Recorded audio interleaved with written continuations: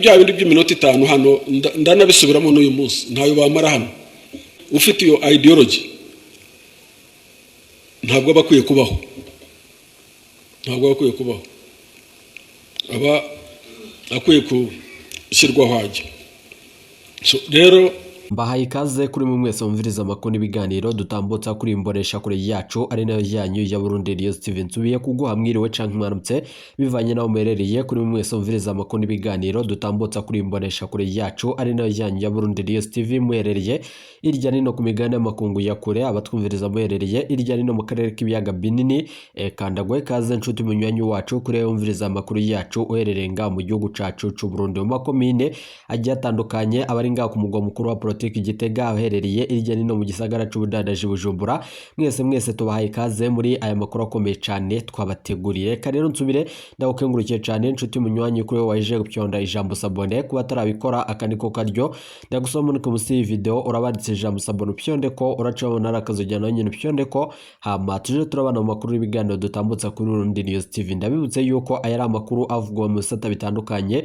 gisata ca politiki umutekano n'agatakazi na muntu mukatorizwa n'umugwa wamenyesha amakuru muhinga akorera nga mu gihugu cacu Burundi n'abandi bakorera irya nino mu karere k'ibiyaga binini gushika ubu James Kabarebe ajeje kuva mu gacereri mu nyuma z'uko rero hahejeje imisi itari mikeyi hibonekeza icuka c'intambara hagati y'ibihugu vyompi no muri Republika iharanira intwaro rusangi ya Kongo vyose turibuze kuyigaruka ko nanone muri iri jambo rikomeye cyane rya James Kabarebe mu nyuma z'uko rero amenyesha President Evariste Ndayishimiye n'abandi bategetsi bakomakomeye bo bashaka guhungabanya umutekano w'igihugu kibanye c'u Rwanda ko nanone ivyo bigiye kubashikira ari akambarambaraye munyemerere rero tuze kuyigaruka ko muri aya makuru akomeye cyane twabateguriye bikaba mu nyuma z'uko rero nyene cubahiro General Major Evariste Ndayishimiye wewe asabwa gufuta itangazo yashikiriza kandi akisubira ko kwijambo yaheruka gushikiriza ku gihugu kibanye c'u Rwanda nkuko abisabwa nabo bafashanya mu gutwara igihugu cacu c'u Burundi bibutse yuko rero bivuzwe n'abatari bakeyi aho abambasaderi bakorera mu bihugu vya Buraya bayejeje kwemeza yuko President Evariste Ndayishimiye yarengereye mu kuvuga amajambo akomeye cyane no kwagereza igihugu kibanye c'u Rwanda biboneka yuko rero yabandanya amaramaza ico gihugu biboneka yuko rero ko nanone ari ugusotora bimwe mu bihugu bitandukanye kandi mu nyuma z'uko rero imwe mu migambwe itandukanye yatanguye gusaba President Evariste Ndayishimiye na cyane kuva muri Afrika y'ubuseruko nkuko amasoko yacu avyemeza ahubwo nanone akiyonkora ku gihugu kibanye c'u Rwanda bikaba mu nyuma z'uko rero asabwa rero gukurikira inzira ikomeye cyane ya President Felix Antoine Tshisekedi ngo kuko ari wewe nyene ashobora kumushitsa nanone ahantu hakomeye cyane mbibutse yuko rero nubwo biruko amakuru akomeye cyane ava mu gisirikare cacu aremeza yuko ibifaro bitari bike vyajeje kurungikwa mu bisata bitandukanye na cyane ahafi nanone y'imbibe zitandukanye zo mu gihugu cacu c'u Burundi n'igihugu kibanye c'u Rwanda bibaye mu nyuma z'uko rero igisirikare c'u Rwanda naco nyene RDF citeguriye aho nyene gejeje imisi itari mikeyi bivugwa yuko rero cahejeje kugura ibigwanisho kirimbuzi bishobora none kugaba igitero gikomeye cyane biturutse Kigali bigashika ngaha mu gisagara cacu ibujumbura munyemere rero tuza kubigaruka ko muri aya makuru akomeye cyane mu nyuma z'uko leta ya Gitega na leta ya Kigali bigiye gutana mu mitwe mu nyuma z'amatati akomeye cyane ariko nanone hakaba harasabwe ibiganiro President Evariste Ndayishimiye wewe akabandanya atangaza intambara ko umwanya ku mwanya yo bariko iramota mbibutse yuko rero amakuru akomeye cyane yeje kudushikari amakuru atebwa ubwo Felix Antoine Tshisekedi wa Kongo ikudeta yoba iriko iramota muri Republika Iharanira Intwaro Rusangi ya Kongo bivanye nuko bamwe bagize umari wa M23 n'abandi basirikari batandukanye bivugwa yuko rero bahejeje kwiyonkora kuri President Felix Antoine Tshisekedi Chilombo bivanye nayo makuru akomeye cyane yeje kudushikira munyemerere tuza kubigaruka ko kandi dutanga umuco kuri ivyo byose biriko biravugwa nga mu gihugu cacu Burundi mu nyuma z'ibifaru bikomeye cyane bejeje kurungikwa irya nino ku mipaka aho nanone bamwe basirikari hoba ku ruhande rw'igihugu cacu c'u Burundi n'igihugu kibanye c'u Rwanda umutekano wongerejwe gushika ubu rero intambara ikabiri ko iramota ariko nanone itangazo rikomeye cyane riraba abanyagihugu bose riramenyesha yuko rero umwanya ku mwanya nyine cubahiro General Major Evariste Ndayishimiye yo bakibandanya kwibonekeza muri ibi bikorwa bitandukanye arashobora gusukwa ko umucanwa bivanye nuko rero harimwo ibihugu bitandukanye biriko birashiramwo mabisi tuze kubigaruka ko muri aya makuru akomeye cyane twabateguriye. Munyemere rero mbere yuko tubashitsa ko idonido ry'ayo makuru, reka makuru yacu dutanguriye kuri iri jambo rikomeye cyane, ubwo nanone James Kabarebe amenyesha yuko ibi vyose Perezida Evariste Ndayishimiye ariko arabandanye yibonekezamwo n'abandi bategetsi bariko baramufasha. Ibi vyose rero yibutsa yuko CNDD-FDD bafashanije mu Rwanda urugamba rukomeye cyane, ubwo nanone Colonel Senateri Reveri yarundi kuri yo nk'umuhinga mu vyerekeranye na politiki yaheruka gushikiriza avuga yuko rero igihugu kibanye cy'u Rwanda n'ubundi nyene bahora mu matati, ariko nanone Perezida Evariste Ndayishimiye akaba yararengereye ku majambo. Bibutse yuko rero umunyabanga mukuru umugambwe uri kutegetsi wa CNDD-FDD Colonel Senateri Reveri yarundi kuri yo ari we nyene yafata ingingo ikomeye cyane yo kuvuguruza amajambo akomeye cyane Perezida Evariste Ndayishimiye yari yashikirije mu gusoreza umwaka, ubwo nanone yamenyesha yuko igihugu cibanye cy'u Rwanda yoba agiye kugara imipaka, bityo rero abanyarwanda bakazuba bazoheba bimwe bimwe mu bikorwa bitandukanye bahora baronswa nga mu gihugu cacu Burundi, harimwo rero imikeke, isazi n'ibindi bitandukanye nk'uko rero mwagiye muvyiyumvira ngaha muri Burundi News TV, kandi tubibashikiriza mu buryo bw'idonido. Ubwo Perezida Evariste Ndayishimiye yavuga yuko atakongera kuronka indagara mu gihugu kibanye cy'u Rwanda. Abazi rero ingwara zitandukanye zifatira nanone ku mirire mibi muze kunyemerera muze kumviriza aya majambo akomeye cyane ya Perezida Evariste Ndayishimiye, ubwo nyene yavuga yuko niyugara imipaka nanone abanyarwanda mutazosubira kuronka indagara. Kuri ubu ngubu rero inzara irashobora kubica bivanye nuko rero ibipfungurwa mugiye kubibura, bivanye nuko nanone gupfunga imipaka rero vyoca bikwega akarambaraye. Munyemere rero tuze kubigaruka ko muri aya makuru akomeye cyane twabateguriye. Birababaje cyane kuba umukuru w'igihugu nyene icubahiro General Major Evariste Ndayishimiye ico yoba ashize imbere ari ugupfunga imipaka kugira ngo bamwe bataronswa indagara, kandi rero abandi ba perezida b'ibihugu bitandukanye mbibutse yuko rero bo bavuga amahera y'agaciro n'ibindi bitandukanye. Reka rero tuze kubigaruka ko muri aya makuru akomeye cyane twabateguriye, gusabira natwengeje abatari bakeyi bivanye nuko Colonel Senateri Reveri yarundi kuri yo abisigura. Munyemere rero tuze kubigaruka ko vyose mu buryo bw'idonido kandi dutanga umuco kuri aya makuru n'ayandi ariko arakwiragizwa. Mugabo ndakubwire ibiriko biranga mu gihugu cacu Burundi n'akamaramaza, muze kunyemera vyose tubigaruka kandi dutanga umuco kuri aya n'ayandi twabateguriye. Mbaye kaze aho hantu ndakuzi tuza gushaka aho dushyira 600 kuri CND, twarahagusanze twaraganiriye, ni nawe wadufashije wagobotoye kugira ngo CND buri abasirikare 600 kugira ngo bajye muri CND. Ntabwo ariho Habyarimana yashakaga ko tujya, yashaka ko tujya Kami, agashaka ko tujya Mburabuturo. Habaye impaka ndende umunsi wose, ubwo ni 93, ariko waduhaye inzira yo kugira ngo byemezwe ko baza CND. Icyo gihe ni rwarakabije kuko we ntabwo yari hostile, ntabwo yaravuze atari ko saba abantu niba tuzavanga ari byo bajemo. Bari abayobozi bayo bari hari abakuru bari nabagiye bapfa bamudacumura bande, ariko nabahari bitwa ba Gaston Yamuremye, abari bitwa ba Ntawunguka Pacifique, wita Omega. Bari ntabwo ari kuvuga ko batazi icyo bakora, no, abatazi icyo bakora wenda bafashwe bugwate ni ruriya rubyiruko rwavukiye hariya rw'abarwanyi batoye, ariko bari kuri leadership yabo icyo bakora barakizi, jewe mu 2009 igihe cya operation Umoja Wetu ntuza yavuze Colonel Bora, nafashe telefone mpamagara Omega, ariwe Colonel, ariwe Ntawunguka Pacifique, ari uyobora FDLR uyu ngo, ndamuhamagara ndi Gisenyi, ndamubwira nti Pacifique uri umupilot wigiye piloting mu Bufaransa, ntabwo urinjije, uri umunyabwenge. Iyo ntambara urwana yo kumara abantu wumva uzayitsinda. Abandi ko batashye barwarakabije, ba General Jerome batashye, ba General Murenzi batashye, wowe watashye kuki udataha? ushaka kuzagwa muri ayo mashyamba. Aranyibwira ati mon general, tereka nkubwize ukuri, nzagaruka mu Rwanda nta mututsi n'umwe ukiri urimo. Ndamubwira rero ntawunguka, nta Rwanda uzigera ugeramo, uzagwa muri ayo mashyamba. Urumva bariyo niko batekereza.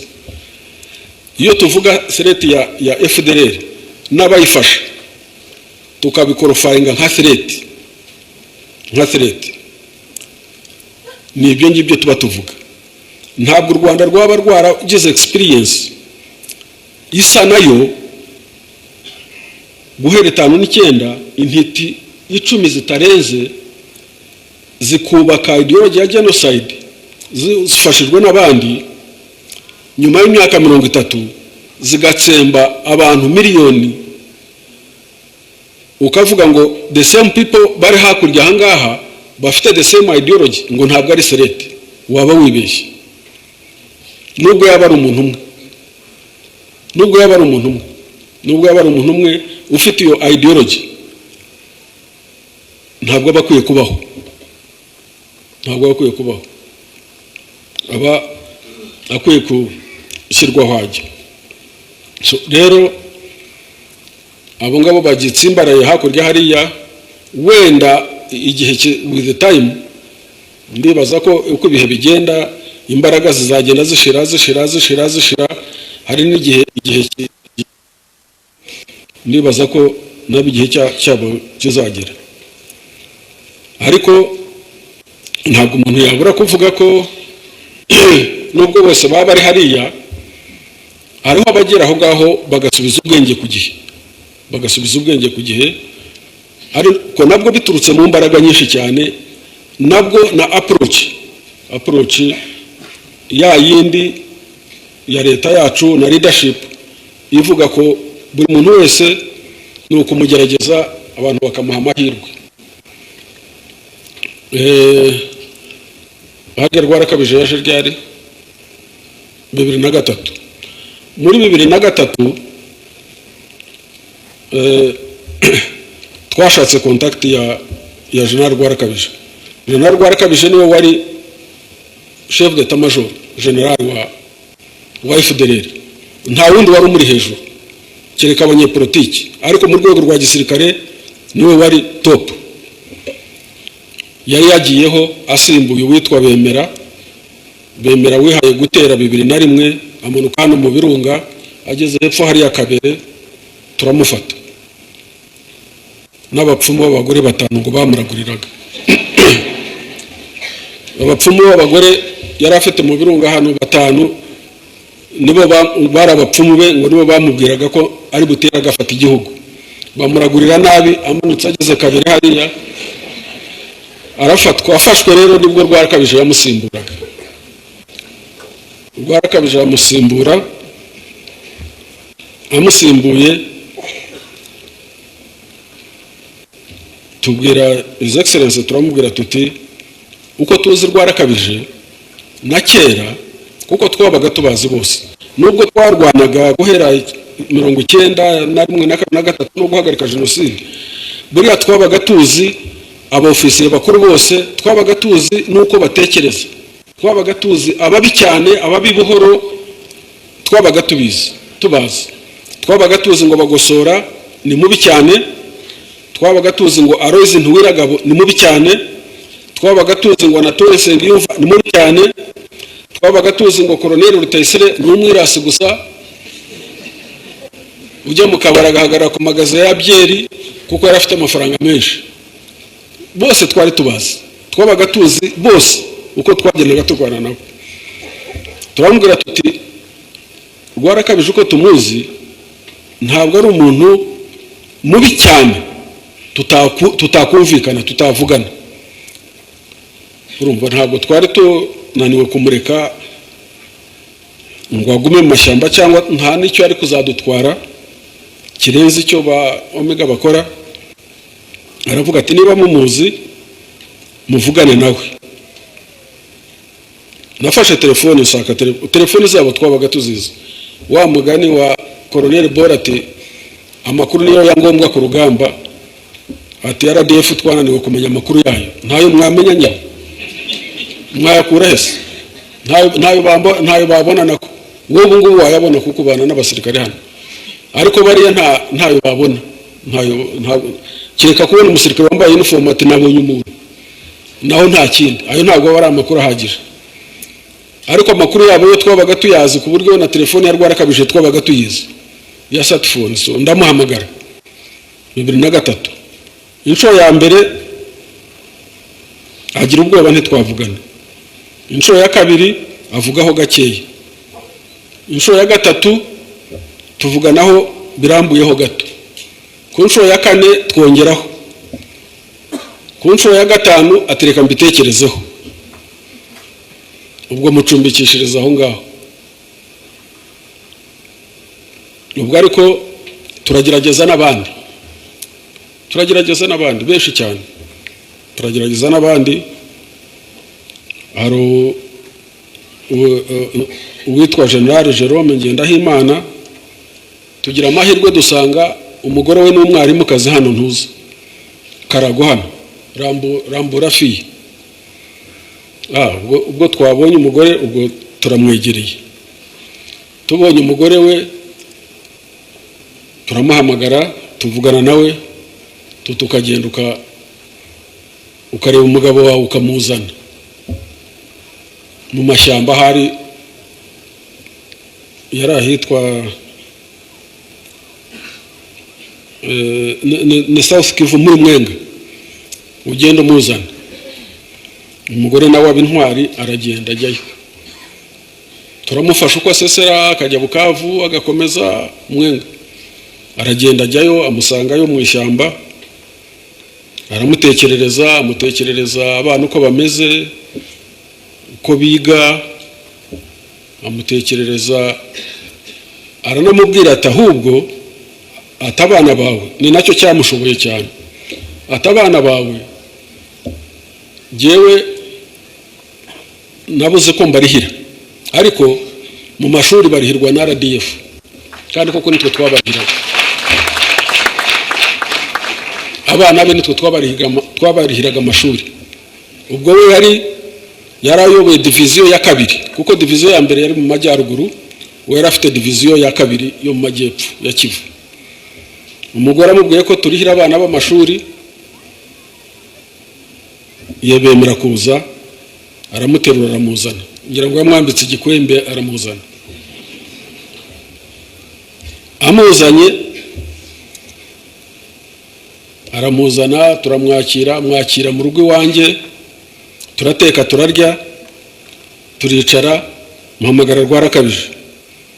Ntisuhuza Rwarakabije ntazi ko division commander we yageze mu Rwanda.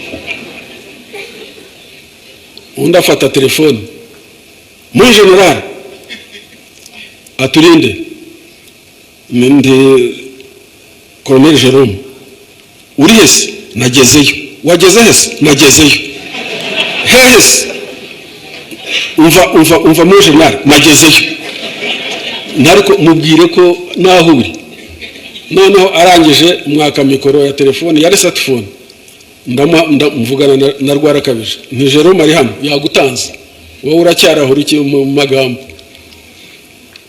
Namwe Rwarakabije vaho hano, ndakuzi, tuza gushaka aho dushyira 600 kuri CND, twarahagusanze, twaraganiriye. Ni nawe wadufashije, wagobotoye kugira ngo CND buri abasirikare 600 kugira ngo bajye muri CND. Ntabwo ariho Habyarimana yashakaga ko tujya, yashaka ko tujya Kami, agashaka ko tujya Mburabuturo. Habaye impaka ndende umunsi wose, ubwo ni 93. Ariko waduhaye inzira yo kugira ngo byemezwe ko baza CND. Icyo gihe ni Rwarakabije, kuko we ntabwo yari hostile, ntabwo yaravuze atari ko saba abantu niba tuzavanga ari byo bajemo, ubundi CND murayibimiriki, n'ubundi ko tuzavanga dufatira aho ngaho. Kuva icyo gihe tumufata nk'umuntu utari extremist. Ndabimwibutsa rero, mwibutsa icyo kiganiro twari twaragiranye twaje kureba CND. ati nanjye ndaje, atari ko ngomba kubitegura neza, ati kuko hageze babimenye banyica. Urumva ni ukuriye FDLR yose, nta uri hejuru ye, ariko ati babimenye banyica. Rwarakabije nuko yaje kuza afata inzira azana n'abasirikare 120 barimo Colonel Karegeya, sinzi niba ari hano. Ari hano Karegeya? Ntabwo yaje, ariko azana Karegeya atabizi aho agiye. Arababeshya ati turajya Bukavu. Ageze Bukavu Karegeya agiye kubona bambutse Rusizi, ati ko tugiye mu Rwanda. Undi ati byarangiye ceceka. Nuko nguko Colonel Karegeya yisanze hano, ariko Colonel Karegeya ubu nta kibazo, ameze neza, nta kibazo atwaye. Dusigaza undi muntu wari ukomeye twashakagayo. Wari ukuriye iperereza muri FDLR yose, wari ukuriye iperereza, urwego rw'iperereza muri FDLR yose, yitwaga Colonel Murenzi Evariste. Colonel Murenzi turagerageza. Ubu Colonel Murenzi ni division commander muri RDF, niwe uyobora division ya 5. Colonel Murenzi nawe tumutumaho ubwo, ariko abana be ba Colonel Murenzi nabo RDF yabarihiraga amashuri. Ubwo akuri iperereza hariya turwana, ariko abana be barihirwaga amashuri na RDF, ntabwo ari ya buruse ya leta, na RDF yabarihiraga amashuri. Bigeze kubasanga hano Musanze, babasanze Musanze, kamanda wari uhari asanga umugore afite abana ntibiga. Aramubwira ati abana n'abandi, ati n'abana ba Colonel n'abamurenza ari hehese, aba mu mashyamba ya Kongo. Umufiseri avuga ati uwo ni umusirikare nkanjye, ati buriya abasirikare tugira ibibazo bimwe, ati ubwo ngubwo abana n'abigisirikare, abana tubarihira amashuri. Umwe mu bahungu ba Colonel Murenzi twarihiye amashuri yarangije senior 6 mu Rwanda, ari mu bambere mu gihugu, abona buruse ya leta ajya kwiga muri Amerika. Ubarangije PhD muri microbiology, arakora research ku miti ya cancer. Ni umuhanga cyane, sinzi ko n'abanyamerika bazamutusubiza, ariko yambwiye ko we narangiza neza nta handi azakora atari mu bitaro bya gisirikare Kanombe. Na mushiki we nawe ubu ngubu ari muri Amerika arakora masters. Murenzi nawe wari ukuriye iperereza muri FDLR, nawe araza arataha. Bose uko baje bajya mu gisirikare, bajya mu ngabo. Ya integration security sector reform y'Abongereza batubwiraga izamara imyaka 5, twebwe turayikora mu buryo bwacu bwa Kinyarwanda, kandi ikoroha cyane, nta kintu na kimwe kivunanye, nta kintu na kimwe kimvune kirimo. Twagiye kugera 1999,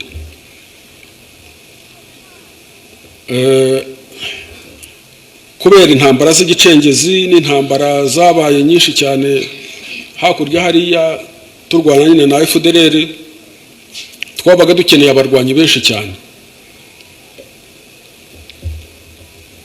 Muri integration twakoze 1999, RDF in total twari 57,000. Ndabazi jewe imibare ndayizi neza. Mu gihumbi kimwe muri 57,000 twari dufitemo 36 bya XFR integrated. Nisanga batiteguye ndarandinga abasirikare bavemo batangira urugamba, bafata ikibuga n'abandi babasangiye. Ubwo nuko yabyize neza. ni ukuvuga ko pilot atagombaga kuvuga ko agiye Kitona, ni ukubwirwa ngo ugiye Kitona, ariko nuramuka uvuze ngo uri mu kirere ukakomunikatinga na Kinshasa ngo ngiye Kitona, pistol iri hano ku gutwi, ubwo nawe urabuhebye amagara yawe. So pilot agenda atavuze, ariko aragenda agera Kitona. Ageze Kitona twari tuyizi Kitona, yabibaje Godfrey mwayoboye n'ingabo za Kongo. Yes, twaraziyoboye. Kitona twari tuzi ko hariyo ingabo, ariko ingabo zidafatitse. Ingabo zose ntabwo ariko ari ingabo. Kuvuga ngo hari ingabo ntabwo bivuze ko utagira ibikorwa hakorera. So ingabo zariyo twari tuzizi ko ziteye, command yazo, ibikoresho zifite, readiness yazo ziteye zite. So byari byoroshye rero ko hatera. So abasore rero bafata ikibuga, izindi ngabo zibasangayo. Noneho uko His Excellency yabipanze niko byagenze. Bya bihugu byose uko ari 8 byari bigiye gutera u Rwanda bitangiriye ku mupaka wacu hano, byose bijya gutera ingabo ziri Kitona, kubera ko Kitona ni hafi ya Kinshasa, ni ibirometero 500 gusa, kandi kuva hano ujya Kinshasa ni hafi 3000. Ubwo urumva bagombaga gutabara Kinshasa, babanza gutabara Kinshasa. Izo force zacu zagezeho zazifite amabwiriza yo kurwana uko bishoboka kurengera igihugu, kukitangira uko bishoboka, zapfa zashira, ariko umwanzi adahera urugamba ku mupaka wacu na Kongo. Kuko yaza umwanzi ngo ahere ku mupaka na Kongo, imbunda zimwe yari afite ziremereye zari gushingwa ku mupaka zikarasa mu mujyi wa Kigali, zikarasa buri mujyi wose w'u Rwanda. Indege zari kuba zirasa hano mu Rwanda, ariko ibyo byose byagiye kurasa hariya. Noneho hano bihutira gukora recruitment, ni nako recruitment yihuse cyane. Icyo gihe icyanadufashije cyane muri recruitment nuko aba ex-FARI bari baratahutse bavuye muri Kongo, cyagiye kitahuka ry'abantu 96. Aba ex-FARI benshi barinjiye. Noneho babana bose barabacengezi mu majyaruguru, bose duhita tubinjiza mu gisirikare. Kuko umucengezi se erega n'ibyo navugaga ideological clarity, umucengezi w'umuturage wa Gakenke, wa Ngororero, wa Nyabihu, wa Rusizi, umucengezi wavuga ngo afite interest cyararwanira iki? Umucengezi twicyo twamubwiraga tuti ko twarabafataga, twabwira tuti mwebwe muriho murarwanya inkotanyi.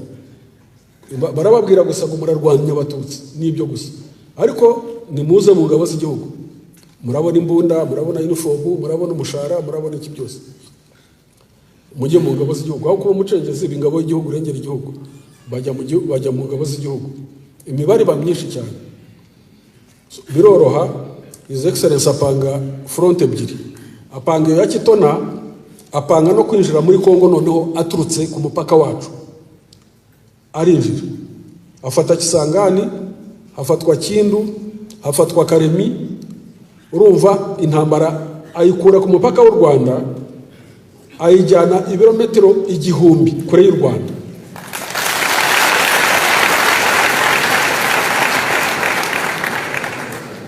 Force yari Kitona icyo yari igamije kwari kurwana mu nkengero za Kinshasa, ikaharwanira kugira ngo za ngabo zose z'abanyamahanga Kabila yari yitabaje zose zigume hariya ze kuza mu Rwanda. So ingabo zikora akazi kazo, arazisobanura neza uko zigomba kurwana, gorilla mobile warfare, muri ariya mashyamba ni hagari, noneho ni byiza. So intambara yahereye mu kwezi kwa 8 tariki 9, yarangiye mu kwa 11 gushira.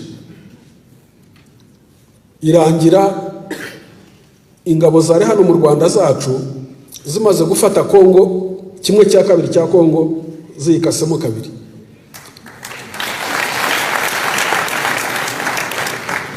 Niyo mpamvu nta sasu na rimwe ryigeze rivugira hano mu Rwanda, nta kompora ryahaguye. Strategy uko yayipanze niko yakoze. Intambara ya Kitona irangiye, hapangwa uko izo ngabo zagiyeyo zigomba kuvayo. Ihurizo ryari ngo izo ngabo ko zagiye Kitona, ko zakoza ako kazi, zafashe Kitona, zafashe Matadi, zafashe Mbanza Ngungu, zafashe Kasanguru, zarwanye no ku airport ya Kinshasa, ntaho zitarwanye, ariko zizavayo ziti. Icyo niryo hurizo yari afite. Kuvayo ntabwo mwavayo n'amaguru, kuvayo n'amaguru mwavayo mubute n'amaguru. Intambara ya mbere y'96 twafashe amezi 7 gufata Kinshasa. Wakongera ugafata 7 ugaruka se bigakunda, byari bigoye. Ariko icyo yakoze, yapanze ku buryo zishaka ikibuga cy'indege kiri hafi yaho ngaho. Icya Kitona cyo nticyari kigishoboka kuko cyari cyafashwe. Icya Matadi nacyo cyari kitagishoboka kuko nacyo indege zarakirasagaho cyane. Na force yakoraga jenoside cyangwa se yari hagarikiye jenoside cyangwa se yafatanyaga n'abakora jenoside, niko byari bimeze. Abasirikare baravangwa, bamwe bagira imyanya ikomeye. Colonel Ndibwami aba chef d'état major wa gendarmerie, Colonel Gatsinzi uyu witabye Imana ejo bundi aba chef d'état major wungirije w'ingabo. Hari wabaye J1 yari Colonel nde bavuga menshi.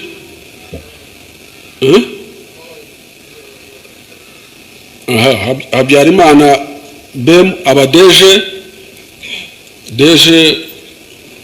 muri Munadefu. Kanamugire aba director wa planning, nawe yari Colonel. Ni benshi cyane. Albert Murasira yarasuriye tuna, ariko afite ubumenyi bwihariye cyane, yigishaga imibare muri university. His Excellency aravuga ati uyu nguyu wize imibare ni mumuzane mu biro byanjye. Aza mu biro bya vice president. Buriya urumva ni mu ex-FAR, amuzana mu biro bye uwo mwanya, amushinga kwigisha no gukora plan y'uburyo twakora capacity building. Buriya abana ba mbere bize mu Buhinde IT na technology na South Africa ni Murasira wabatoranyije akimara kuba integrated gutya, akimara kuba integrated. Iyo rero Colonel Bora aje hano akavuga ko yaje ejo bundi avuga ngo yananiwe kunywa icyayi n'umugati, abandi bara 95 94 bari ba chef d'état major, bari ba director general, bari bafite imirimo. Murumva ikibazo cy'imyumvire uko gitera ibibazo bikomeye cyane. Ikibazo cyo kujijishwa, ikibazo cyo gufatwa bugwate, biri deliberate, gufatwa bugwate, buri kujijisha umuntu akabijije, ni ikibazo gikomeye cyane, ni ikibazo gikomeye cyane. Muri bari abayobozi bari hari aba FDLR, ntabwo ariko bose ari injiji. Harimo abazi icyo bakora, bazi umugambi wa genocide icyo uvuze, bazi ideology ya genocide icyo ivuze, ariko abantu benshi bafite babafata